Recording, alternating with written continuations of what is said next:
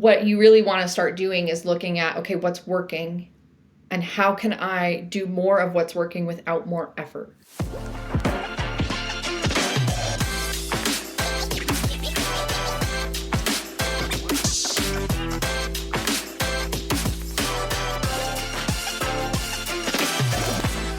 Hey guys, it's Jazzy, and welcome back to another episode of the First Hustle Then Brunch podcast.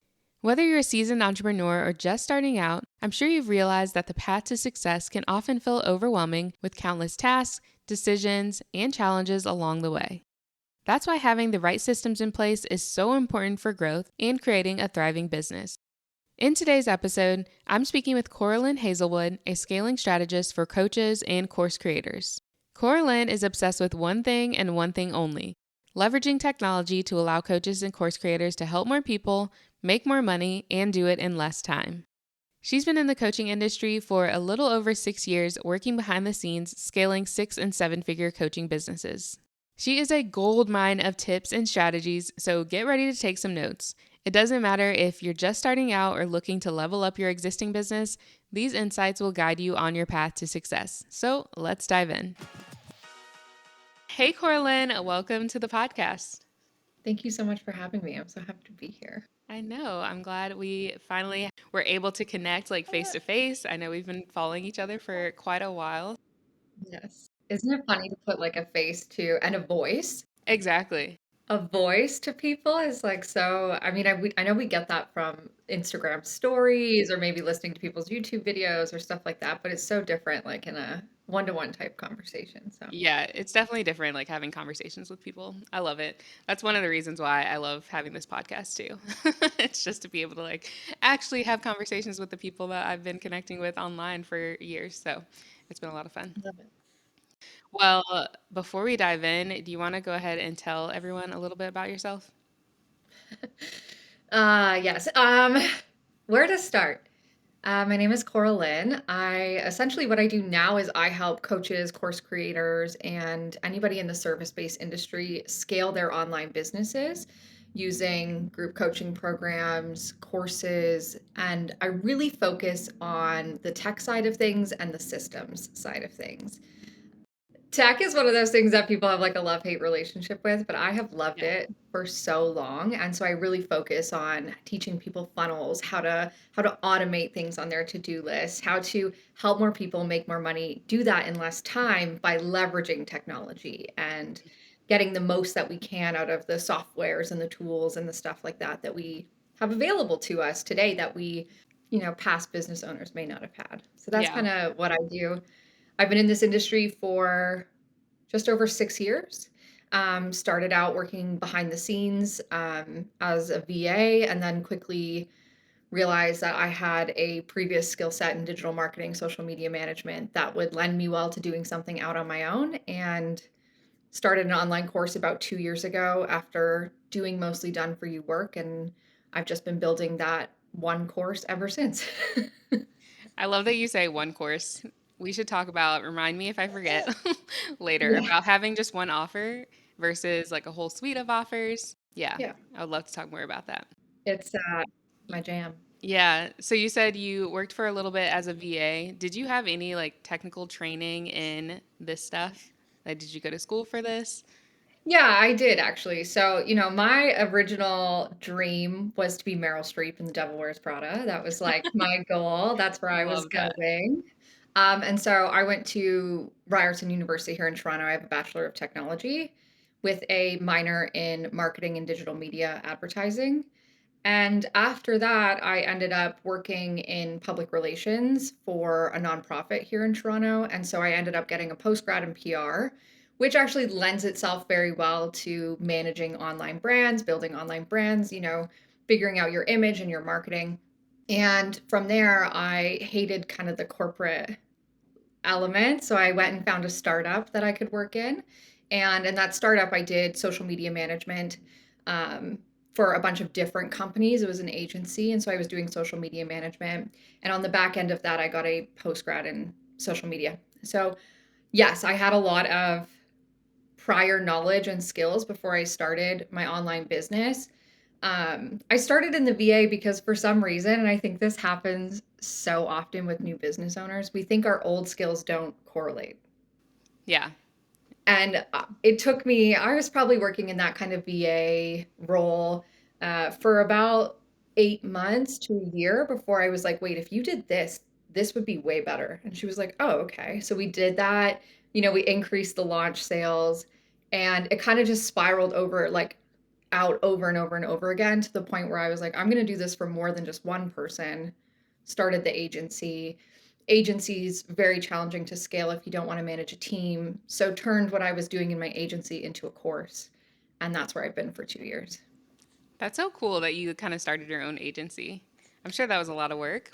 It was. I think it was a lot of work, but it was also so fulfilling. It was right around the time that COVID had hit, Mm. and I had nothing but time inside my condo to work and to do what I loved. And I was building websites and doing social media management and helping people with their launches and their funnels. And it brought so much joy. And then I kind of reached a breaking point with it where it was Christmas. I hadn't seen my family in a really long time. And I had no time to go see them because I had clients wanting projects. And I was like, I can't do this anymore. And I popped up a sales page for a course, Designed to Scale, which is still the course I have. And I never looked back. Within 4 months, I let go of all my agency clients and just been running this version of this business ever since, which is crazy thing to think about. Wow. Yeah, that's awesome.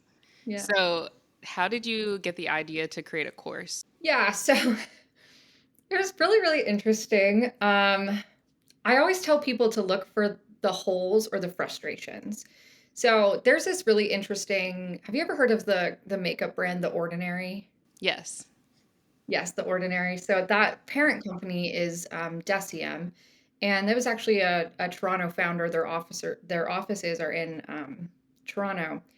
And she always says something, the now CEO, she always says, like, look for the things that are frustrating you about the things that you're currently doing and find a solution. And so the thing that was frustrating me in my agency was I was meeting with clients who had these beautiful visions for these courses and these programs and these offers, their websites, and how everything would flow together. But they didn't have the language to explain it to me. So when I would come and say, this landing page needs X, Y, and Z things in order for it to convert better, they'd be like, what are you talking about?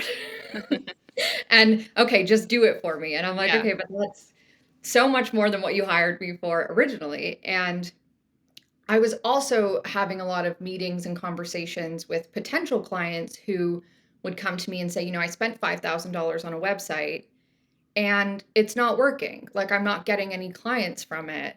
And can you build me out a funnel? Or I spent $5,000 on this funnel and it didn't work. It didn't generate any sales for me.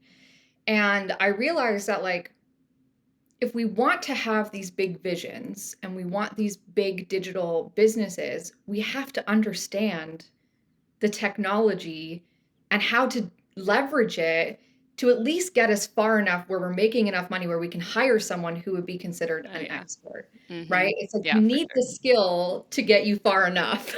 Yeah, that's a good way to describe it. And so Design to Scale was really teaching people and demystifying this scary part of business, which is the tech and the systems. And it was instead teaching it in a way where it was empowering. And when you had an idea, you didn't have to hire somebody, you could have the skills you needed to build it and to test it and to be creative with it and to have fun with it. And when I looked around the market, everybody was teaching how to grow on social media and how to build a marketing thing. And there wasn't anybody talking about how empowering it is to know how to build something on the internet. And I just filled that hole. Yeah, I was gonna say, I don't think I even know a single other person that's talking about this besides you. So, I feel like there's a huge gap in the market for somebody to help us out with this type of stuff. There is yeah. And someone said something to me about a year ago because you always think the grass is greener. too, right? So like we talked Mhm. earlier about having like one program. Well, my brain is always thinking about offer suites. Like it is always like if we just had an offer suite, everything else would be sunshine and Mhm. rainbows. But I went down that rabbit hole for a little while, and I attempted to be everything for everyone and to talk about the marketing and the this side and the that side. And then I realized like I can compete over here with all of these people talking about the same things, or I can build my own lane and create something that no one else is doing and stick with it. And while it may not be the sexiest thing in the world, and it might be boring long term because I'm talking about the same thing all the time, it's really really needed. And the results that I get from it and the fulfillment that I get from it are is deeper and more meaningful in my life and in the lives of others than if I were to follow these shiny objects that I think are going to be more exciting, or whatever Yeah. that might be. Yeah.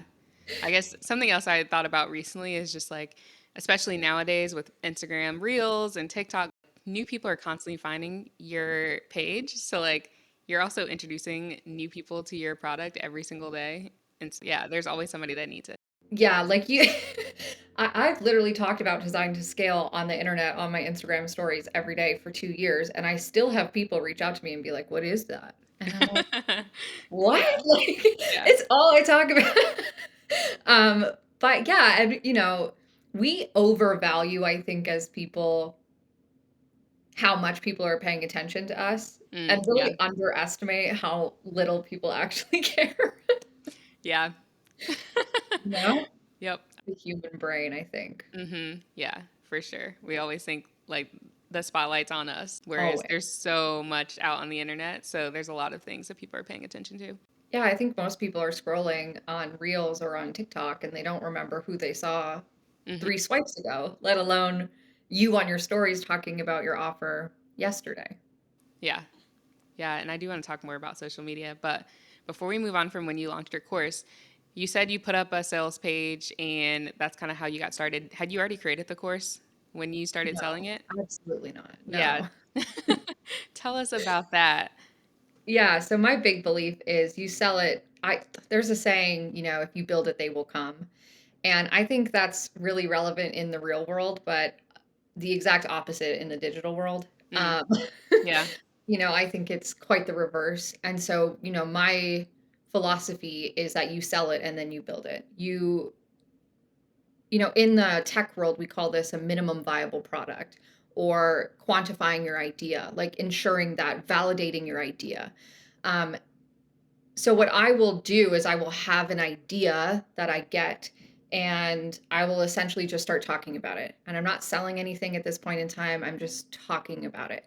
So when we look at design to scale, it was like, are you disempowered about the technology of your business? Do you think technology is holding you back from growing? Like, what's stopping you from putting that idea that lives in your head out there? And people would say, I don't know how to build a landing page. I don't know how to build a sales page. And so I was like, oh, okay, there's something here. Um, so I jotted down what I think the modules might be or what I would want to cover, um, chose a price, created the sales page. And I don't think a sales page is even necessary at that part. Um, I was building sales pages. It comes very naturally to me, but a checkout would have been more than enough.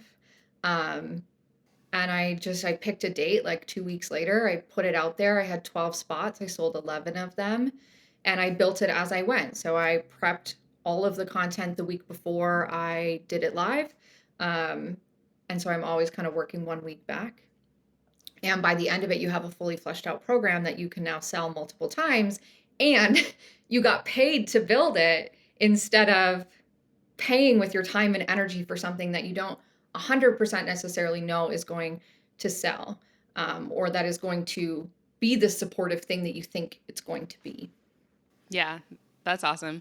I haven't tried pre-selling yet, but I'm definitely interested in, hearing how that works. And you made it sound so simple of just put a checkout page. It doesn't even have to be fully built out sales page. Just put a checkout page with some ideas that you're thinking. And I actually pay attention to other creators when they are pre-selling their offers. I'm like, oh yeah, Yes. this offer isn't created yet.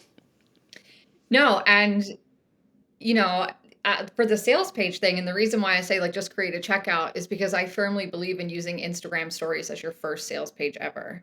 And you can look at any of my highlights on Instagram. You can look at some of the bigger coaches in this industry or mentors in this industry, and you'll see this play out where, they have maybe a fun graphic for their course, and then they just describe on that screen what it's about and who it's for. And if that sells, they take that in this industry, not really. People we won't go there. But eventually, eventually they might take that and make a legitimate sales page for it.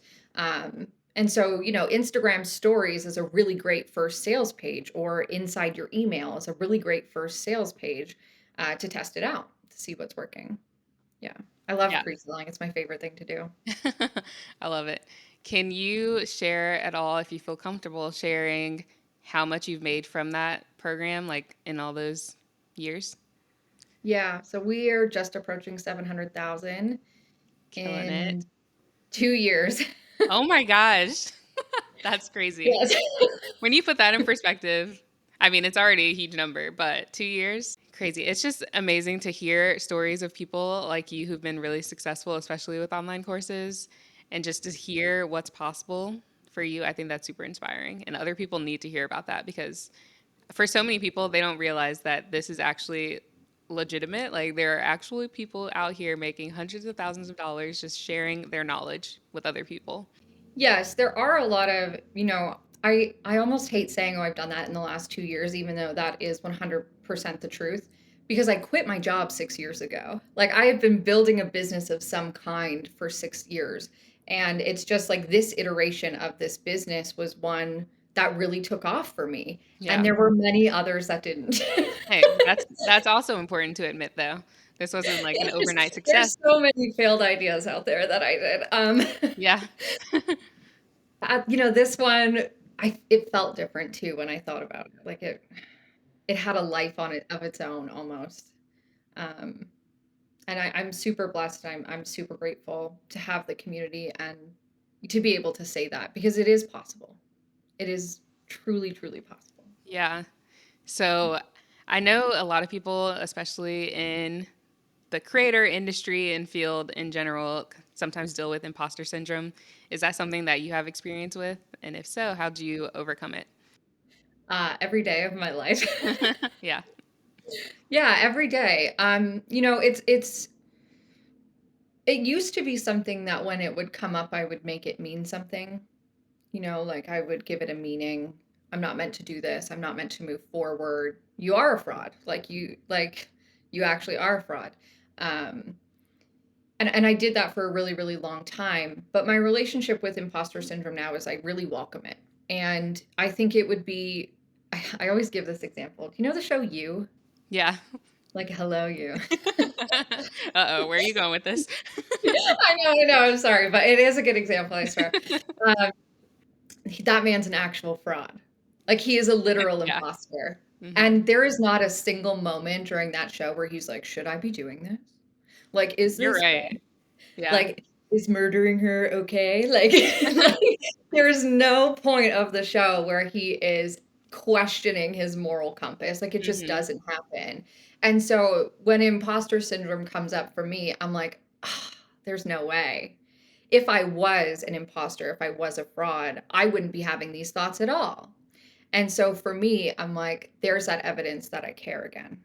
There's that evidence that like I am meant to do this. Like I care so much about the impact that I'm here to make that I'm willing to let myself or make myself feel like crap for a little bit, thinking I don't care enough. Hmm. Right. And so I always say like it's not about getting rid of imposter syndrome. It's more so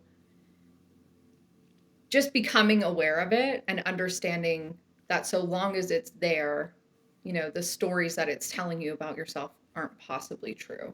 Hmm. Um, and eventually it pops up less and less, but it always pops up. I'm having huge imposter syndrome today, Yeah. just part of it. Yeah, it's just something you've learned to manage. Yes. How would you say, I guess, how much does mindset overall do you think impacts your success? And like, what things have you done to help cultivate this mindset that you have where, imposter syndrome isn't really an issue for you? I think mindset is 50% of the work. Um, and if you had told me that 5 years ago, I would have laughed at you. Yeah. I would have been like, it's all strategy. Strategy Mhm. is the only thing that matters. Your Yeah. systems are the only thing that matters. But if you don't believe those systems are going to do what you want them to do, Mm. then they won't work. Right. So Yep. I think that there is like a belief part that has to come through. And for me, the biggest things that I did to help me, first of all, overcome imposter syndrome is I really looked for evidence that I wasn't an imposter. So it's really easy for the brain to look around and find reasons why you are. Well, so and so didn't show up to the call today, and I got a hater over on Instagram or on TikTok, and people aren't commenting. I must be an imposter. It must not matter. I must not be meant Yeah. to do this. Mhm. But it's equal amount of effort to find the evidence that you're not the imposter or that you are meant to do this. And so in our community, we call it like a celebration ritual. And it's this activity that I genuinely still to this day do every day, where I write down 100 things I can celebrate about that day. Oh my gosh, that's awesome. Every That's a day. lot. And the funny thing is, like the first couple times you do it, it probably takes you 20 minutes. But now it probably takes me 5 minutes to find 100 things. And it just really reconnects me to like reality versus what my brain is trying to tell me is happening. It's like, no, like I went for a walk today. I fed myself today. I braked and took a lunch. Like, Ashley generated some revenue. Tanya put her first course out. It's like it all adds up to you realizing that you're doing way more than you think you are. Mhm. You're impacting way more people than you think you are, Yeah. and it just sets you up to feel more grounded, for lack of a better word. Mhm. I think. Yeah. I love that. I try to express gratitude every day. I think that's a huge part of just like attracting wealth and attracting all of these great things back to me. So I try to practice that, but this is going to be embarrassing to say after you just said 100 things. I try to write down 3 to 5 things that I'm grateful for every single day. But now I need to up my game because I'm sure I could go further. I could just start looking around the room and, being grateful for just the random things that are in my home. But yeah, I probably just think way too deep about it. Well, we think that they should be these grand things, Right. and Yeah. every day I'm grateful for these nails that I have. Like They these are are really natural cute. nails. Like these are the nails God gave me, and I'm so blessed for them every single day. And so it's like I sometimes I write down like I brushed my teeth twice today. Like I got that Mhm. done twice today. Like that is a win. Yeah. I put makeup on. I didn't stress about getting my hair perfect before I showed up on the podcast today. Like that's a win. Yeah. Um, I went to That's huge. therapy yesterday. Like these Yeah. are all like it's the tiny little things. Yeah. I like that you celebrate it. That's a good way to put it because there are so many things that you could celebrate. I mean, just waking up every day. So, yeah, love that. Yeah. Celebration is such an infectious energy too, and it's a big reason why I think we've had the sales that we have had. Mhm. Um, Celebration is a pillar in every single one of my paid communities with all of my clients. Like it's something we do every day. It is it is not something that we just do every once in a while or look at. Like it's ingrained in every single area of my business, and every single person in our community participates in celebration. Mhm. And we leverage that energy of that celebration on the outside to other people might call this testimonials or results, Mm, but yeah. I leverage the celebrations that people have to show other people what's possible. And as a result of that, I think that has led to some of the financial success that we've been able to have. Oh yeah, for sure. It's exciting. Well, switching gears to offers. Hmm. What would you say makes an offer profitable? Like, what do you look for? What are the things that you teach people to include in their offers or that they kind of must haves in order to be successful? So I always say that there are five main reasons why people buy things. So to save time would be the first one. So how does your offer save people time? Mm. And does it? To save money, the perceived opportunity to make more money, like a lotto ticket, right? Yeah. Um, to perception, Yep. um, personal needs, like for survival, clothes, water, shelter, that kind of thing. And then the perception or the opportunity to see yourself or to be perceived by others at a higher status. So Mm. an improvement of your self-image, both either to yourself or to others. So I always say that a really great offer will hit on at least one of those points, and an exceptional offer will talk about at least two of those points. Okay. Um, and the other thing that's really important to note about offers is that your course and your offer are not the same thing. Okay. Yeah. Explain that. So your course is the information that gets people the transformation, Okay. right? So Yeah. if you follow, you put all this information in a course, and if they implement that information, they will get an outcome from doing so. Mm-hmm. The offer is just the outcome. So the offer, Ah. how you market it, is just the outcome. And I really like to use the example of a muffin. So I love it. Keep it simple. analogies work. That's what I'm saying. But if you're walking down the street and you're hungry, okay, and you're in the market for a muffin, and there's two bakeries, one on the right side of the road, one on the left side of the road, and they both have advertisements up. The bakery on the left side of the road says, "We have muffins. They're in paper cups. It has oats and bananas and chocolate chips and whatever, and it's $6.99 for a Mm-hmm. muffin." That's a high value muffin. It's $6.99 for a muffin. Okay. The shop on the right side of the street says, "If you're hungry, we have the softest, most delicious muffins that are fresh out of the oven, made with only whole ingredients, and will keep you full all day long. And it's $7.99. Which muffin are you buying?" Yeah. The one on the right. That's the difference between selling an offer and having a course, Mm. I love right? that. Yeah. The first muffin, they were like, "Here's all the things that you get." Yeah. You get a little paper cup and Mm-hmm. you get some bananas and stuff. The second muffin, we really talked about what you're going to receive after you have the muffin. What's the Yeah. experience of having the Mm-hmm. muffin, right? And so an offer in and of itself should talk about the outcomes that people are going to have. How are they going, what are they going to see? What are they going to feel? What are they going to hear? And what are they going to do after they take your course? Not what's in your course, not helpful. What's the result of the course? Um, yeah. Yeah, I think too many people get hung up on the logistics of what's in the course. So, like, it has 7 modules, it has like 50 hours worth of videos. you know, they talk about that and not so much the transformation. Yeah, So, and I think if you look at the things that we traditionally buy, that hmm. makes sense because Yeah, I would rather get, quantity. Yeah, yeah, I'd rather get, 100 grape tomatoes for $10 instead of 50. Like that's the yep. whole premise of Costco. Hmm. Yeah, Right? Like exactly. Costco would not exist if we did not want more for our money, right? Yeah, But when you're coaching, you're selling an opportunity to change people's lives. You're not selling a course. yeah.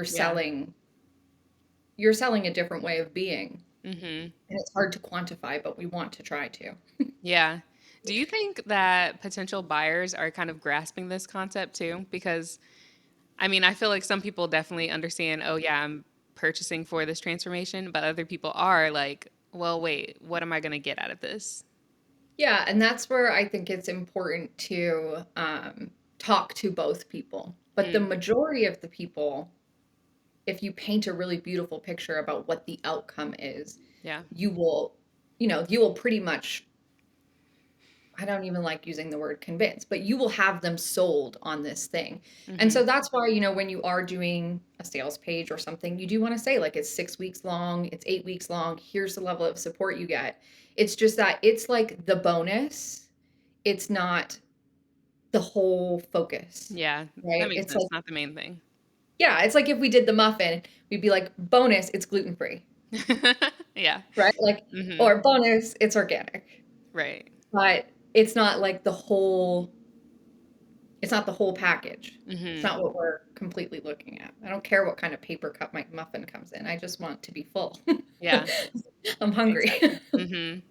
Yeah. Yeah, I guess along those lines, as far as something that I teach with digital products is you want to help people solve one specific problem for simple digital products.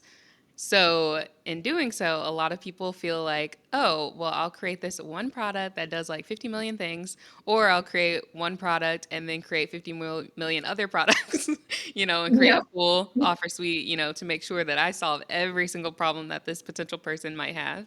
So, yeah, what are your thoughts on having one signature offer and versus having a whole offer suite?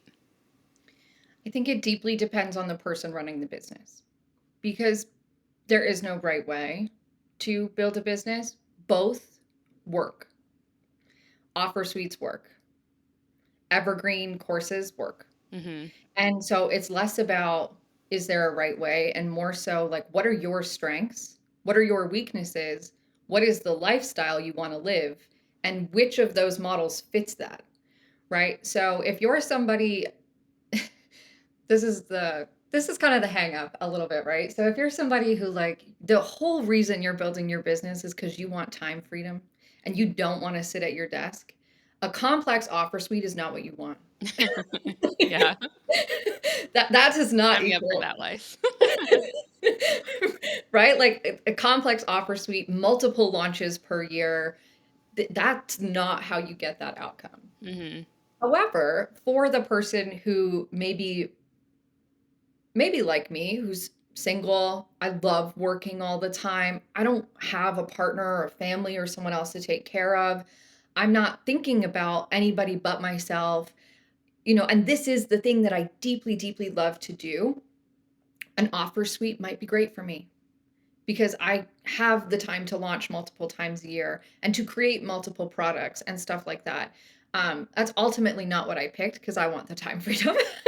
um, but that's not to say that I didn't try the offer suite Yeah, on for for sure. size and see how that looked. But I think it just really, really depends on what you want from your business and what you want to spend your time doing. If you're somebody who gets very bored easily, the single product is going to drive you nuts Yeah. because you're talking about the same thing. And the single product is very stable, it's very consistent. You will know what to do and when to do it. But if you like chaos and you can't find somewhere else in your life to create a little chaos and your business is your outlet for your chaos, then you will hate running that business model and Mhm. you will always think the grass is greener. Right. So it's Yeah. both work. What do you want to spend your time doing? Yeah, that's a Is good point. the question. Yeah, I had several offers or different products I was selling originally. I had an ebook about side hustles and how to get started in side hustles and, find one that fits your lifestyle. I had a budget binder for people that were interested in printing out binders and managing their finances, like pen and paper. So I had several different offers and then I decided, yeah, I kind of just want to focus on one because I don't have time to even promote all of these different things and they're all kind of targeting different people too. So, yeah, I get that 100%. My, my kind of cardinal rule is every product is a different business. Mm, Requires a different audience, it requires different marketing, it requires different funnels, it yeah. requires different sales processes. Um, and so if you love the optimizing of sales pages and that's what you like to do, I think create as many products as you want. Um, Which probably but isn't the beginner, but yeah, not the easiest model as a beginner, right? As a beginner, you're right. better off spending your time trying to solve one problem for people and doing that really, really, really well and getting Hmm. very well known for that. And then when you get bored, you can create lots of things for the other people who you found along the way but couldn't help because you were so focused on this one problem. Yeah. But everybody is going to make their own mistake too. Hmm. Yeah, and I feel like also in the beginning, that trial and error is okay because then the more products I created and tried, the more I realized what I actually was interested in, what I wanted to talk more about. So, you know, it has a purpose. Yeah. I always say that like under the six-figure mark, like do as many different things as you can, as many Hmm. different things as you want. Talk to different people, play with new ideas, play with new offers. it's like the spaghetti stage. You're at the spaghetti market where you're throwing so many things at the wall and you just want to pay attention to what sticks a little longer or like which one you enjoyed talking about. Like that's a beautiful clue as to what you can then do to scale to move beyond that kind of Mhm. um, six figures or whatever Yeah. that arbitrary number is that you want to paint in the Mhm. sand. Yeah. So when it comes to these, I know you mentioned before that you kind of live launched your first course and then now you're selling it. So can you explain the difference between evergreen and live launches and what your thoughts are on, how much you can be successful with either of those approaches? Yeah. So I mean, every course that you have on the internet, whether it's now evergreen or is done in a live launch model, it always starts out with a live launch, right? So regardless of what Design to Scale is now, which is an evergreen offer, it started out as a live launch, right? So it always starts there. Mhm. Evergreen as a whole essentially means that there are no open cart, closed carts, which means there are no strict launch dates. The offer is available all the time. People can apply to get into it all the time. I'm always open for business. Always here to help you, always here to support you. And so on the back end of our business, I'm really just maintaining and running that program every single month. So Mhm. my calls are the same. My goal is just show up for my community, make any improvements to the course that I need to make, and sell it. Like those are my only priorities. On the Mhm. live launch model, and if we want to look at like people who have been uber successful with that model, we can look at Sunny Lenarduzzi. She's Mhm. hitting 15, 18 million in Wow. total generated sales in the last 5 years. Um, I had the absolute pleasure and privilege of learning from her, which was an incredible investment of my time. Mhm. But she's a really, really great example of somebody with an evergreen offer that is running very smoothly and that is very, very profitable. Mhm. They tend to be higher ticket. So they tend to be above the $2,000 to $3,000 range, anywhere up to 15,000. Okay. They do tend to be higher ticket. Mhm. Um, on the alternate side of the spectrum, you have the live launch model.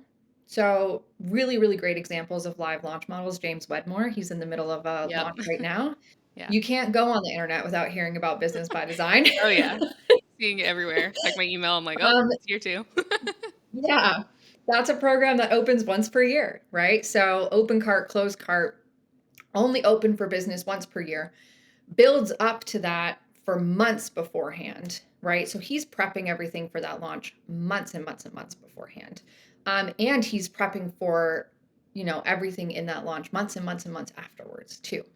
Um, but he's only open for business that one time a year. And if we look at a business like his, this will be a multi-million dollar launch for him. He'll probably pull over 5 million in these 10 days. Yeah, that's insane. Which is insane, right? Another great example of a live launch model with just one offer, right? So James Wedmore really just has the one core offer that he's open Mhm. like that. Another really great example of that would be Manifestation Babe, Catherine Zankina. Yeah. Again, I've had the privilege of watching her business blow up over the last 6 years, and that has been Same. Yeah. wild. Mhm. Um, absolutely wild. And I remember that's a story for another day. But anyways, she has she has one core program. One she launches that program, I believe 2 or 3 times a year. But Mhm. even still, every time she opens the cart, it's $1 million plus launch traditionally, Yeah. right? And so both have their pros and cons. Both can be wildly successful. It's like a pick your poison type situation. It's a pick your win, pick your poison. With the live launch model, you are always launching, then delivering, then launching, then delivering, then launching, then delivering. So the energy that you need as a business owner can be inconsistent, right? And Mhm. Yeah. your revenue can be inconsistent.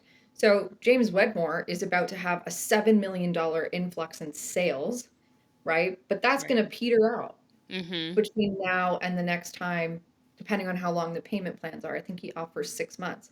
Mm. So by the time 6 months rolls around, he's not going to have any revenue coming in from that, Yeah. Which is right? interesting to think about. Yeah. Like there are months when they have no revenue at all. I mean, they might have some, Well, yeah, some smaller, What we add-ons. don't see on the back end of James Mm-hmm. Wedmore's business is that he actually is not a great example of just a one course offer, Mm.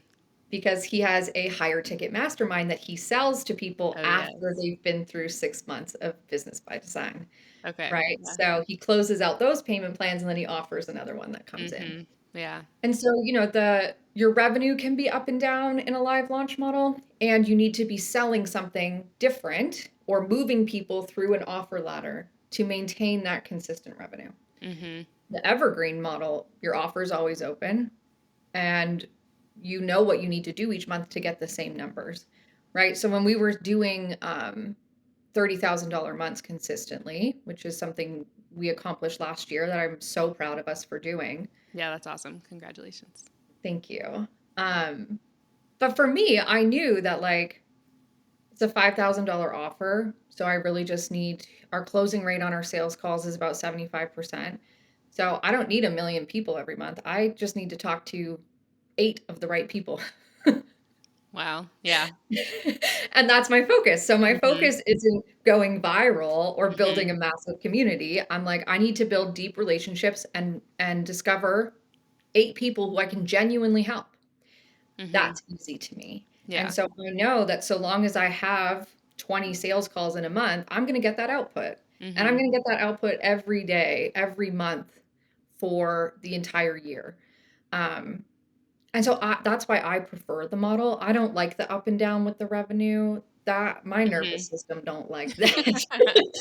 Yeah. I've Yeah, I tried to think play that I game. my course is on Evergreen as well, and I just like, relaxing around the house, and then all of a sudden I get a notification that someone joined my program. So I'm Yes. like, "Oh yeah, I just got paid." Instead of, when I like you said, every course, starts with a live launch. That week was pretty stressful because I just felt like I had to post a million times a day and like constantly be talking about it, constantly checking emails and everything to make sure things were working properly. So yeah, it was a bit more stressful. Yeah, and I find with the more evergreen model, there's more room for grace. Like I know that I don't need to show up on Instagram every day. I go through periods where I do, where I show up multiple times, and I go through periods where I don't. And I know that over the course of a year that evens out. Hmm. If you just do your sales window in 10 days, like Yeah. the pressure of how you need to show up in those 10 days is why a lot of people have what's called post-launch burnout. Oh yeah, I need a vacation after that. I don't get post-launch burnout because Yeah. I don't launch. Hmm. Yeah. Um, but a lot of evergreen people too will do consistent webinars, et cetera, to help move people through the funnel, right? Yeah. Move people into the buying process. So Hmm. it's just not launching. You're just running a webinar. Right. Okay. Yeah, we've talked about checkout pages, webinars, funnels. Can you explain the tech behind all of this stuff? What systems should someone have in place if they're wanting to scale? And yeah, what tools do you recommend specifically? I personally have been using Kajabi for 10 years or 6+ years now at this point in time. And so I always recommend Kajabi. I really do recommend people look for the softwares that have as many of the tools that they need in one place. So you're Hmm. going to need a website, you're going to need sales pages, you're going to need checkouts, you're going to need email marketing.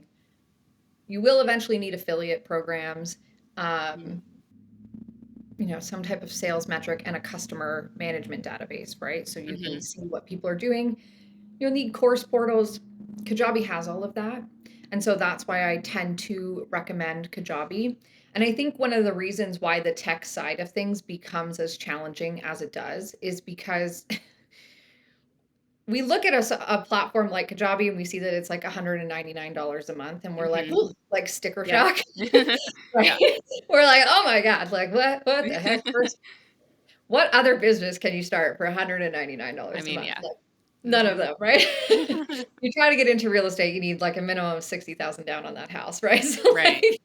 Exactly. it's context is everything. Yeah. But why the tech feels so challenging and why the systems feel so challenging is because we put our email marketing on ConvertKit, and then we put our website on Squarespace, and then we put our courses on Thinkific or Udemy or like whatever other platforms there are, and none of those platforms speak the same language. Hmm. So Yeah. you might be spending less money to have all of those platforms, Mhm. but you're spending more of your time trying to get them to talk to each other, Yep. right? And I think if there's anything we can take from like the success of Starbucks, it's that consistency is king. Like how your brand looks, how your drinks taste, like Oh yeah. they nailed consistency. And so when you use multiple platforms, your brand loses consistency because they all look different. They all have different general fonts. They all have different, colors and sizes and stuff like that built in. So Yeah. from a brand perspective, it deteriorates the trust of every person going through your business. Wow. Um, Yeah. which is something not a lot of people think about. Mhm. They're like, no, it's cheaper. But in the long run, it's costing you more because your Right. landing page looks like this, but your emails look like this, and your course portal looks like this, and Mhm. nothing All is like pieced seamless. together, but yeah, not cohesive. You duct taped it, and it's obvious, right? Yeah. It's like everybody knows that you've duct taped it together. Um, And so, that's the platform that I recommend. But in terms of, systems that you need, there are a couple basic ones. You need a sales system, right? So, where is your traffic coming from? How are you selling to them? Is that a sales page? Is that a webinar? Is that a sales call? What's the process from discovery to sale? Once you've landed the sale, you need a client onboarding system. So, how do you get them where they need to go? They've bought the thing, Mhm. does Kajabi grant them access? Do they get a welcome email? Like, what's that first interaction with as a customer Mhm. with your business? And then obviously you need the system of getting your clients results. So for most of us, that's a course portal. We think that's enough, but you really want to also set up, for example, an email sequence to go out each week to remind them to go into that course portal and to use it and to do what's in there. Yeah. Right? Most people forget about courses. Mhm. And so those are kind of the core systems that I would put in place: a sales system, a customer service system, and a client onboarding system. Okay. Yeah, even so I use Kajabi now for my course and I do love it, but don't hate me. I still have ConvertKit. Mainly Yep. because I have not sat down to actually like move everything over. And I know Kajabi, they're, rolling out new features, I guess, for their email platform too. So yeah, I just need there will be a little bit of a learning curve. So I've been holding off on that project, but I need to go ahead and move it over. Look, there's no judgment, you know? There's zero judgment. Like, I got a random thought process a couple weeks ago that ThriveCart was a better checkout system than Kajabi. So I got Mhm. ThriveCart for a couple weeks. And then a couple weeks later, the shine wore off. And I was like, this sucks. I'm going Yeah. back to Kajabi. I know. There's so many options out there. So, They really are. yeah. And, there's a cost of switching Mhm. all the time. And like, I see it happen a lot where, they're on Pensite and then they're on this thing and then they're on that thing. And I'm like, how much time did you spend setting that new one up? Like, if you Yeah. just stayed over here, Mhm. we'd be so much further ahead by now. Yeah. Um, but some lessons we have to learn in our own time. Yeah. Exactly. I know I'll get to it. I promise. You will, all in the right time, all in the right time. Yeah. Well, I know a big part of this is getting people into your sales funnel. So, Mhm. how do you recommend number one, driving traffic to your offers? And then also, how do you get or help people get over the fear of being salesy? Yeah. So, I mean, the fear of being salesy is a really interesting one. Um, for me, my business partner says something that always sticks with me. She says, if it's on your heart, you should not stop talking about it. Like, you really shouldn't I love shut up that. about it. Yeah. Like, if it's on your heart, really shouldn't stop. Mhm. But the thing that I always tell people is they're like, I don't want to be annoying. I don't Yeah. want to be that person. And I Mm. always say to people, this is your account. So if we're selling on Instagram, we're selling on TikTok, we're selling on YouTube, like, these people have opted in to be there. Yeah. They have clicked the follow button. They have told you that they want to hear from you. They have literally done the thing that they need to say, I want to hear from you. And Yep. so it is our job and our responsibility to show up and to sell. Mm. And to not do so is to, I always say it's selfish because you think you're protecting yourself, but you're removing the opportunity for the person who needs your help to find you. Oh, wow. And Yeah. right? Yeah. Mhm.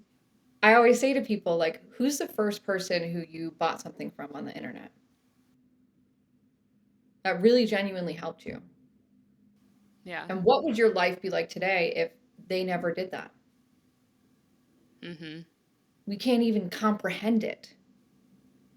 And so we're going to prevent someone from finding us in that way because we're afraid of being a little salesy.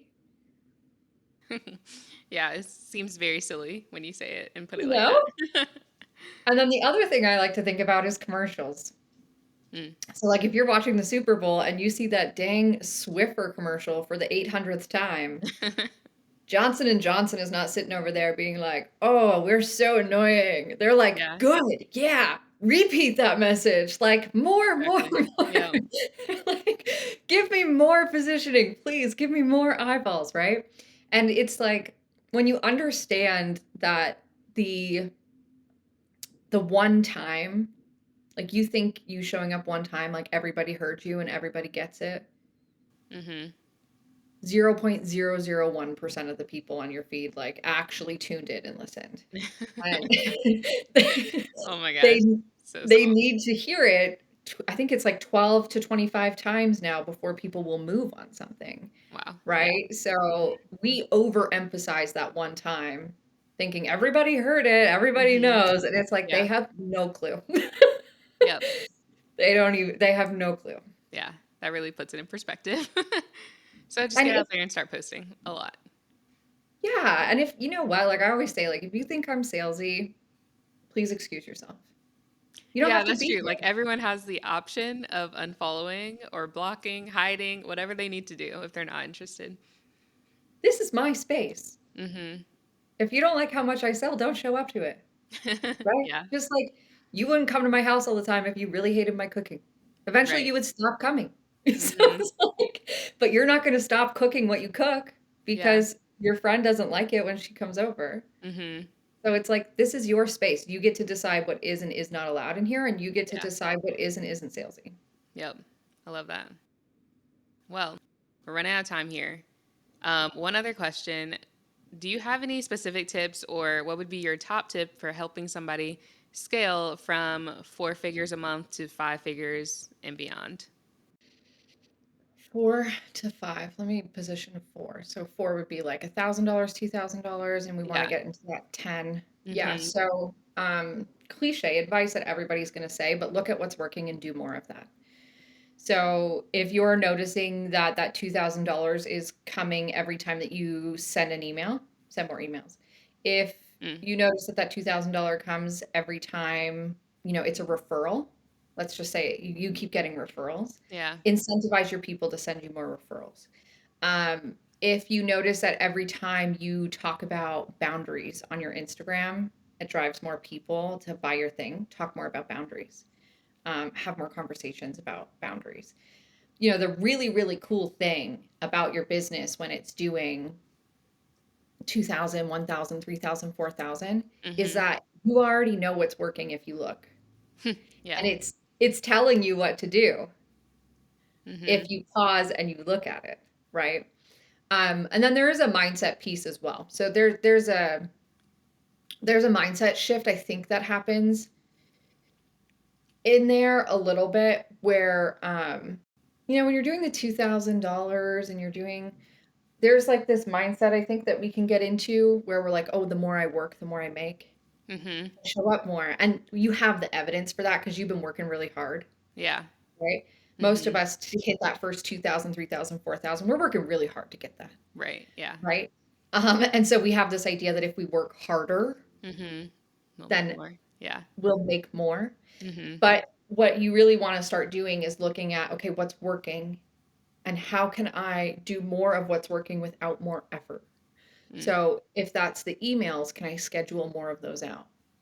If that's talking about boundaries, can I batch some more content around boundaries out so that that's automatic and that happens? Mhm. And can I start to look for clues and look for evidence that I make money even when I don't work hard. Yeah. That the hard work that I did is supporting me now. Mhm. Uh, the momentum has already been built. There's nothing I can do to stop it. I cannot mess it up. When I walk Right. away from my desk, the momentum doesn't stop building. Mhm. My business is a separate being. It is a separate entity. It has life force. I've given it a lot of life, and it is going to continue providing for me Yeah. so long as I continue to do what's working. So, what's working? How can I save time on those things and do more of them?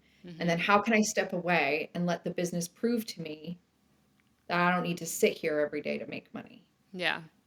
Right? So, there's the systems, Mhm. and then there's the mindset piece. Mhm. Both super important. Yeah, and honestly, that sounds so simple.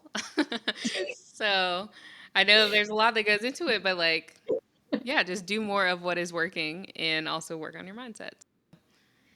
It goes back to that thing of like a lot of us think it's hard. Yeah. Like, "Oh, it can't be that easy." And it's like, Mhm. Yeah, I it know, can. but, we're Can deeply, be. deeply conditioned that in order to win, you have to struggle. Yeah. Starving artist Such a mentality. terrible, terrible belief. Yeah. And it's unconscious usually when we're in our businesses. "Oh, I Mhm. didn't do this hard enough. It can't be that simple. It can't be that easy." Right. Right? Um, yeah. Yeah. It Now it I it can follow be that. Yeah, now I follow enough entrepreneurs on social media where I'm seeing that their lives, of course, they worked hard in the beginning, but now they're making so much money living very soft lives. That's like the thing nowadays. The thing. And I'm just like, oh yeah, these people, they don't have to work hard for their money. Like, I don't have to work hard to earn more money. So, yeah, I think it definitely takes this reshifting, I guess, of our mindsets and like reframing the beliefs there. Yes, Mhm. every day, Yeah, right? And we also, social media is a highlight reel, so I always try and keep exactly. that True. in mind Mhm. when I see soft girl lives. I'm like, "Okay, but what's the hard workout you did this morning?" Right. Yeah. I know there's definitely more to it, but love that Tell me semi about soft all the life. hard therapy you did to have that soft life. Exactly. Yep. I'm starting there now, and that is very hard. Mhm. Yeah, but definitely needed. So, more Yes, power to therapy you. is like the greatest privilege I think I've ever had the privilege of actually engaging in therapy, and Mhm. I really wish more people had access to it. I think it's something that I I, know. I think I want to put some type of give back element into our business to help more people get therapy because it has been so helpful in my life. It's Yeah. insane. Yeah, that'd be awesome. I love that your mind goes there to like you got such a benefit out of it and so you want to help other people. Love that. That's exactly why we do this. Yeah, I think that's the whole premise of coaching, It's Mhm. like it gives for me it gave purpose to all the quote unquote crap I went through, Yeah. right? It made it for something. Right. And it gave purpose to my pressure, if you will. And Mhm. I think that that's what we're all kind of driven by in some way is some kind of hardship or something that we went, this can't be for nothing. This Mhm. has to be for something. And if Yeah. it's not for something, I'm going to make it for something because Right. like Yeah. I can't go through this having thought that like the only reason this existed in my life was for me to struggle or for me to suffer. Like that can't Mhm. be. And I think Yeah. that's where we all kind of come out the other side and are like, I'm going to coach. Mhm. Yeah. No, I love that. I have gone through something where I've already said, "Oh yeah, I have to talk about this on the podcast and figure out a way to help other people too." So, I'm right there with you. Yeah. Yep. Well, 100. thank you so much. This has been amazing. I could probably talk to you for literally 3 more hours at least about this stuff. So I appreciate your time, and I'm sure everyone will take away a lot of very important information from this episode.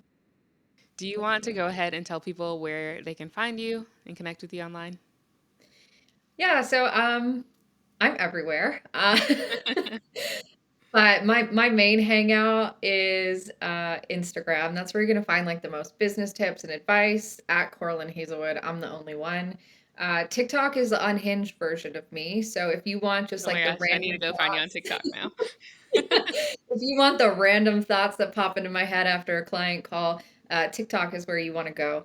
And I also do have a YouTube channel, Cora-Lynn Hazelwood, and my YouTube is more like my systemized how to do things, longer form explanations um, of the how side of business and the tech side of business. So I'm available on all of those platforms and places.